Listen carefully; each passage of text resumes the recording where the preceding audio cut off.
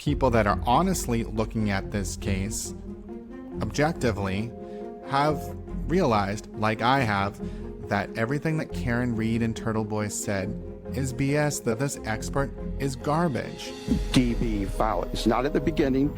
It's not at the end. I can't say that that timestamp tells me anything about the time of search. To the point, as far as you have no certifications in regard to Celebrite as a tool and how to use it, those kind of things. That's correct, sir. With regard to looking at this search, you mentioned that you used something called an ArtX tool. Is that correct? Yes, sir. And are you aware that's a tool that was actually created by Mr. Ian Whiffen? Absolutely. The original question is just basically how can we explain this 227 timestamp? Are you aware that Celebrite has had to modify their software based on misinterpretation of data, as you've done in this case?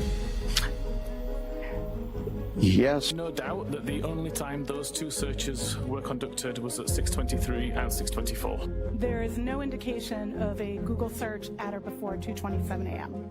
That's not what you said in your affidavit that was actually filed under pains and penalties of perjury with this court, correct? Yes, and on that day, that is what my true and proper belief was.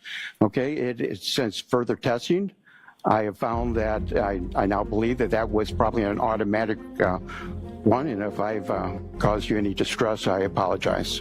There is no evidence that the search occurred before that time. Because of this expert, Jennifer McCabe has been relentlessly harassed for the past 2 years. People showing up at her house, showing up at her kids' lacrosse games, screaming at her, calling her a cop killer, while the killers cheered on and celebrated